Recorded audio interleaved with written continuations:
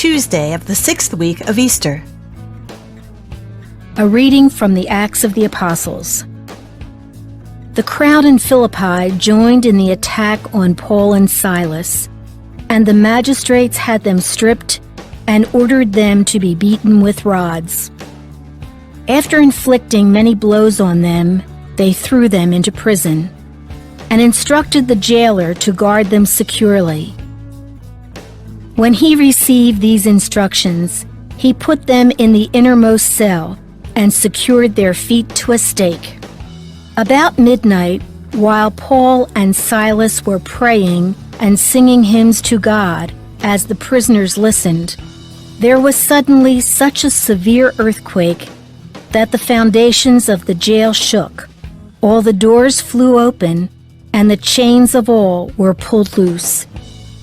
When the jailer woke up and saw the prison doors wide open, he drew his sword and was about to kill himself, thinking that the prisoners had escaped. But Paul shouted out in a loud voice, "Do no harm to yourself. We are all here." He asked for a light and rushed in, and trembling with fear, he fell down before Paul and Silas. Then he brought them out and said, "Sirs, what must I do to be saved?" And they said, "Believe in the Lord Jesus, and you and your household will be saved." So they spoke the word of the Lord to him and to everyone in his house. He took them in at that hour of the night and bathed their wounds.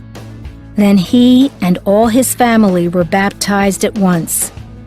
He brought them up into his house and provided a meal, and with his household rejoiced at having come to faith in God. The word of the Lord. The responsorial psalm. The response is, "Your right hand saves me, O Lord." I will give thanks to you, O Lord, with all my heart, for you have heard the words of my mouth. In the presence of the angels, I will sing your praise. I will worship at your holy temple and give thanks to your name.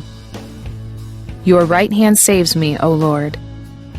Because of your kindness and your truth, you have made great above all things your name and your promise. When I called, you answered me. You built up strength within me. Your right hand saves me, O Lord. Your right hand saves me. The Lord will complete what he has done for me. Your kindness, O Lord, endures forever. Forsake not the work of your hands. Your right hand saves me, O Lord. A reading from the Holy Gospel according to John. Jesus said to his disciples, "Now I am going to the one who sent me, and not one of you asks me, 'Where are you going?' But because I told you this, grief has filled your hearts. But I tell you the truth. It is better for you that I go. For if I do not go, the Advocate will not come to you. But if I go, I will send him to you. And when he comes, he will convict the world in regard to sin and righteousness and condemnation. Sin, because they do not believe in me.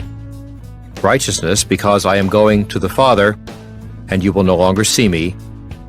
Condemnation, because the ruler of this world has been condemned."